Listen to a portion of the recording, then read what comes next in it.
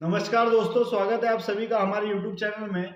मैं मोहित Dubey, motivational speaker और student coach. सपने पूरे होते हैं दोस्तों, और सपने पूरे करने के लिए कुछ चीज़ों की ज़रूरत होती है, जो चीज़ें मैं आज आपको बताने वाला हूँ इस कहानी के माध्यम से।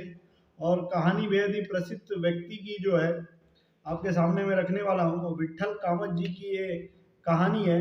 विट्ठल कामत जी एक बहुत ही नामचीन शख्स हैं, और जिस तरीके से इनकी जर्नी रही है, एक छोटे से जगह से उठकर जिस तरीके से ये पूरे विश्व प्रख्यात हुए, और इनके जो कार्य, इनके जो कारनामे थे वो दुनिया भर में जाने गए। विट्ठल कामत जी एक बहुत ही बड़ा नाम है होटल की दुनिया में, और इनका जो पूरा ग्रुप है, कई सारे होटल्स, और जिसमें सबसे नामी में अगर हम जाने तो ऑर्चिड जो भी होटल हैं, ये सारे होटल जो कि भारत भर में अलग अलग जगह पर फैले हुए हैं। तो सपने पूरे कैसे होते हैं दोस्तों? तो एक सपना इन्होंने जब ये 20 साल की उम्र में थे तो उन्होंने देखा था। कहानी की शुरुआत करता हूँ, और कहानी की शुरुआत ऐसी होती कि कई पुरस्कार से इनके होटल को मिल चुके हैं, और शाम का समारोह था, वहाँ पर वो पहुँचे और उन्होंने देखा कि मतलब कैसे जो है चीज़ें बदल गई। आज के 30 साल पहले जो मैंने सपना देखा था वो आज मैंने पूरा कर लिया है, और इनके होटलों को मतलब पर्यावरण से रिलेटेड काफ़ी सारे जो है पुरस्कार मिल चुके हैं अभी तक। तो उन्हीं का सम्मान, उन्हीं का गौरव अपने आप में समझते हुए होटल के कार्यक्रम में शाम को वो पहुंचे, और उन स्मृतियों को याद कर रहे थे कि जब वो 20 वर्ष के थे तो उनके साथ क्या हुआ। तो घटना का जिक्र किया गया है, और वो घटना मैं आपके साथ बताता हूँ। और घटना में हुआ ऐसा कि 20 एक उम्र में, 20-21 की उम्र में, ये चर्चगेट में एक होटल या रेस्टोरेंट था जिसको सम्राट करके जो है उसका नाम था, उसमें ये उसकी देखभाल करते थे। तभी इनके एक मित्र आए, और 1972 की बात है दोस्तों ये, चर्चगेट की।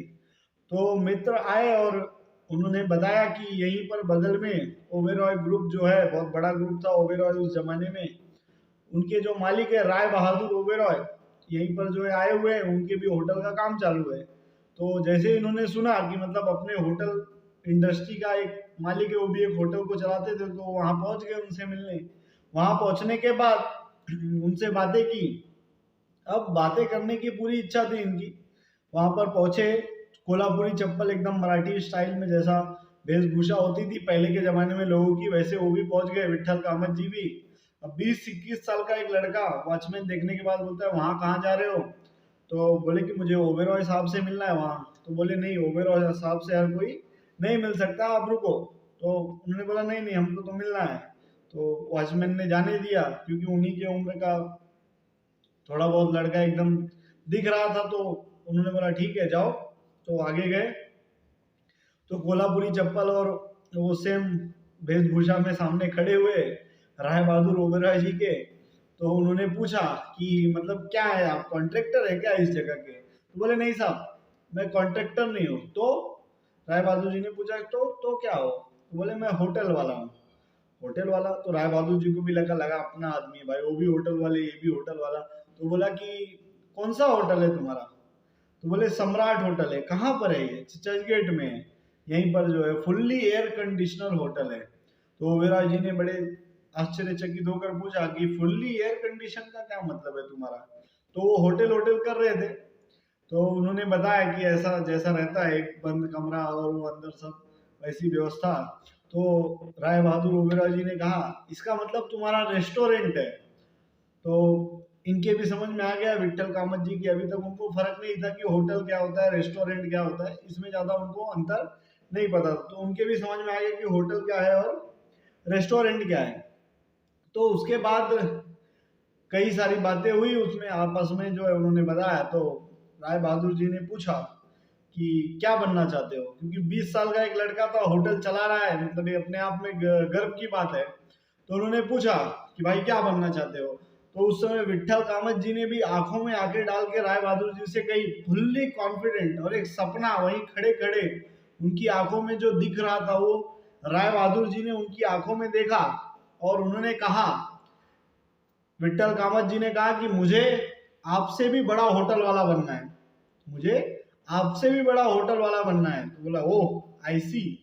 तो इस वाक्या के बाद चीजें बदली और राय बहादुर जी को भी गर्व हुआ कि कोई बंदा ऐसा खड़ा होकर मेरे सामने कुछ बोल रहा है। उन्होंने बोला वो ग्रेट।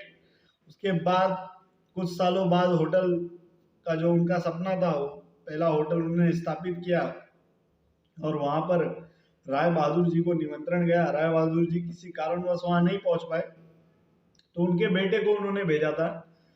तो जब उनके बेटे आए तो उन्होंने नमस्कार किया, आदर सत्कार किया और राय बहादुर जी के बेटे ने कहा सर तुसी ग्रेट हो, यू आर द ग्रेट। तो एक बेहतरीन लाइन, मतलब वो मुझे जो भाव उसमें नजर आया बहुत ही सुंदर।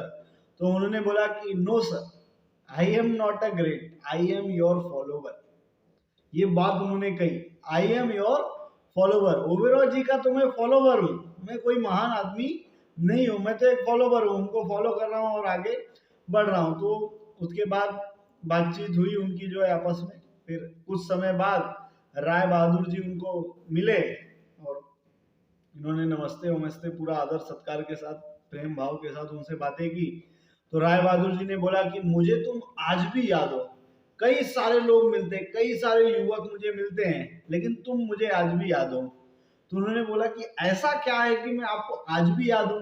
तो उन्होंने बोला कि पहली बार कोई 20-21 साल का लड़का मेरे सामने खड़े होकर मेरी आंखों में आंखें डालकर मेरी प्रॉपर्टी पर खड़े होकर इतने कॉन्फिडेंस के साथ ये बात कहता है कि मुझे तुमसे भी बड़ा होटल वाला बनना है। ये बात तुम्हारी जो है मुझे आज तक तुम्हें याद रखने पर मजबूर करती है। तो कहीं ना कहीं दोस्तों जीवन में कॉन्फिडेंस का बहुत महत्व होता है और सही जगह पर सही तरीके से अपने सपनों को रखना और उसे पूरा करने की कोशिश करना, ये अपने आप में बड़ी बात होती है। तो उसके बाद विट्ठल कामत जी की 3 बातें वो कहते हैं मुझे, जो मैंने उसमें पढ़ी उनके बारे में, विट्ठल कामत जी के बारे में। तो मुझे जो समझ में आया कि 3 बातें जो वो युवा पीढ़ी से कह रहे हैं कि आपके पास 3D होना चाहिए। 3D दोस्तों, 3D से क्या मतलब है? डिटर्मिनेशन, ध्यान दीजिएगा दोस्तों, डिटर्मिनेशन, दूसरा डी डेडिकेशन और तीसरा डी है मोस्ट इंपॉर्टेंट डिसिप्लिन। अगर आपके पास 3D है तो आप जीवन में कोई भी सपना पूरा कर सकते हो। आप चाहे गरीब हो चाहे अमीर हो, इससे कोई मतलब नहीं है। अगर आपके पास डेडिकेशन है, कार्य के प्रति आप पूरी तरीके से समर्पित हो, डिटर्मिनेशन है, दृढ़ संकल्पित हो अपने कार्य को लेकर, और आप में डिसिप्लिन है अपने कार्य के प्रति, जब ये तीनों का समावेश होगा तो उसके साथ एक और शब्द मिलेगा, वो है डेस्टिनी, किस्मत। लेकिन जब आपके पास ये तीनों है ना 3D, तो जो डेस्टिनी है, चौथा डी, वो अपने आप आएगा और आपके सारे सपने पूरे होते हुए आपको नजर आएंगे दोस्तों। तो ये जो बातें थी विट्ठल कामत जी की, मैंने आपके सामने रखी और सचमुच एक इंटरेस्टिंग स्टोरी है ये विट्ठल कामत जी की। और हम सभी को सीखना चाहिए उनसे कि जीवन में कैसे आगे बढ़ना है। और आज उनका जो होटल का जो ग्रुप है वो काफ़ी बड़े लेवल पर पहुंच गया और इन्वायरमेंट स्पेशलिस्ट के तौर पर उनको कई सारे पुरस्कार अभी तक मिल चुके हैं। ऑर्चिड होटल जो कि पुणे में है और बहुत ही फेमस है, बहुत ही फेमस है। तो इस बात का हमें गर्व होता है कि ऐसे लोग हमारे समाज में थे और ऐसे मोटिवेशन है आज भी।